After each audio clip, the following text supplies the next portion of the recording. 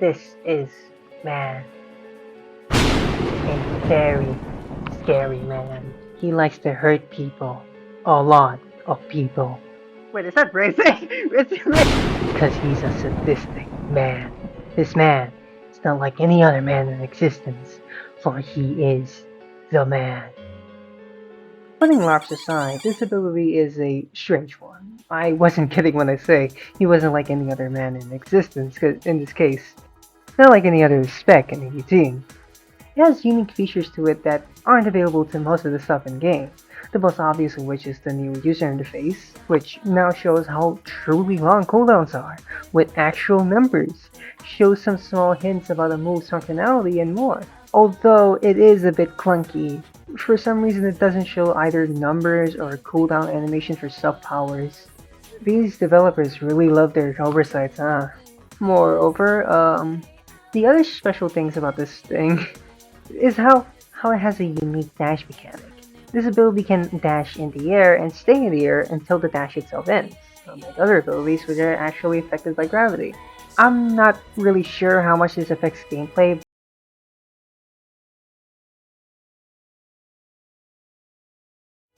Furthermore, this ability cannot be block broken, for whatever reason, so that's interesting. Totally doesn't make him way worse to fight.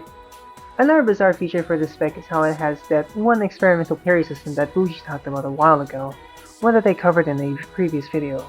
No other ability has this system besides this one spec, and you might be asking, oh, but what's the difference between them? Well, this form of parrying doesn't stun either player. In this case, we're talking about the man and the blocker. Instead, it freezes both you, the defending party, and the opponent, the attacking party. The defending side becomes unfrozen quicker than the attacker side, and they can either dash back, or if they're close enough, they can retaliate. Distance is important, as the time it takes to be unfrozen, although slightly longer on the attacker's end, is still short enough for them to make a getaway in the case you're too far away to punish them.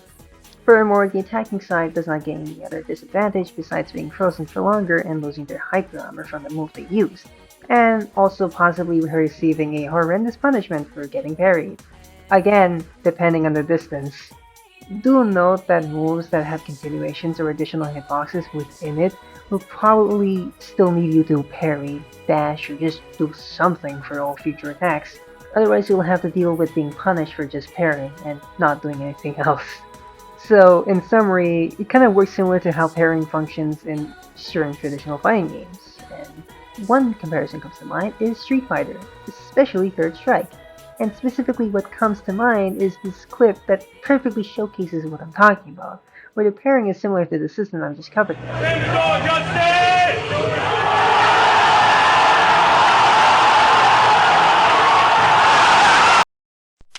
This experimental parry system, although cool, makes this ability a bit worse to fight against, considering that two of its parryable attacks are typically done far away, usually high in the sky or just far away from you in general. Consequently, you can't really punish them since the parrying and lag on them will end before you even reach them in time. Only thing you can really do is if you manage to parry their ribbon tear or even their double chains up close, or just any move that is up close and like close range in general. Only then can you get a small opportunity to punish them, but you really do need proper reaction time. Although this may seem unfair to the defending side, I still think it's best to parry them regardless of these problems, especially the aerial variant of Wild Crash and Double Chains. Just pray they don't use Rampage or Cole. I'll get into why later. If you didn't notice, the abilities have aerials. Not too much a problem until we mention a few details. Okay, look. Wild Crash is an aerial variant. This variant allows you to grab onto the nearest person and pull them up. I don't know why, but sometimes it doesn't activate the second half of the move, even though most of the time it works properly. It's really weird and not really explained as to why this occurs, so this could just be a bug for all I know. It could also be the result of the other party using hyper armor, but nevertheless, you can still use some moves when it doesn't activate the second half, but I doubt you can really land much with the aerial grab. Also in the state, it doesn't count you being in the air for whatever reason, so sometimes it'll just give you the grounded variants and you'll end up missing whatever attack you wanted to do. Also, I say sometimes because it can also give you the aerial variants, but how that works is very weird and clunky, so it's really just random chance. Alright, now that I've discussed all that stuff, what about the PvP aspects? Well, the ability itself is fun to use, but it is a type of fun that only favors the user while making everyone else feel incredibly miserable. It's really just a cheap kind of fun, ultimately. And I would know. I fought people who were using this ability, and I can say for certain, and it really is just atrocious to fight. And I would also know since I've used this thing before as well. I mean, of course I had to, so I'm making a review on it. In my opinion, the cheapest factor has to do with its modes. The ability has good tools and skills. So much so that it's probably the best thing in the entire game during the writing of the script. And I'll try my best to give some advice on how you can deal with this ability because I know all of you might have trouble with this thing. I had trouble with it myself, so I'm gonna give the best amount of advice that I can based on my own personal observations. So if it doesn't work for you, my bad. In any case, this moveset has nearly 5 to 6 ragdoll bypassing moves, majority of which ragdolls as well, for an immense amount of time. So much so that you can wait for a few seconds and then use a move, waiting out some of your cooldowns without any issue. You can even punish people for whiffing their moves by using double chain and land a very punishing combo on them. If the user has 80 plus heat, they can use a move that not only has iframes, is unlockable, parryable, has a lot of hitboxes, but it is also technically a grab. You can even combo off of this thing, since it ends in a ragdoll, a long ragdoll. The best way to counter this is to use a counter move. Or you could also attack them at windup because it's cancelable before the attack starts. There's nothing else you can really do. You could probably make an attempt to run away or use a hyper, but how often that will work is dubious to say the least. I do know that Time Erase or Time Stop and Invincibility moves can save you though, so use those if you can. As mentioned, you have 5 Ragdoll bypassing moves as well.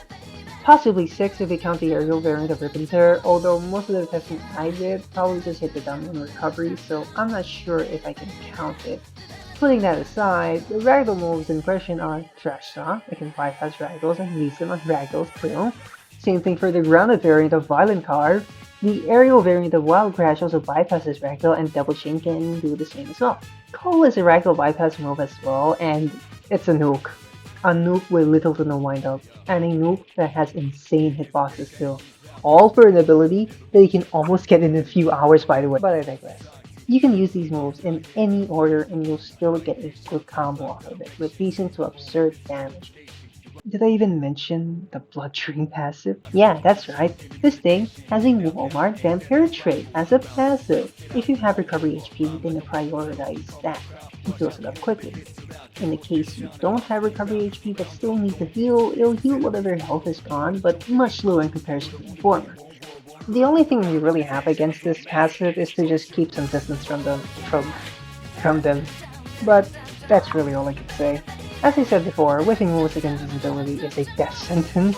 This thing can grab you from afar with Double Chain or the aerial variant of Wild Crash, and if you happen to miss a move, the end lag will just kill you. Although this doesn't seem to be much of a problem if you attack with a Hyper Armor, or if you happen to have a combo breaker.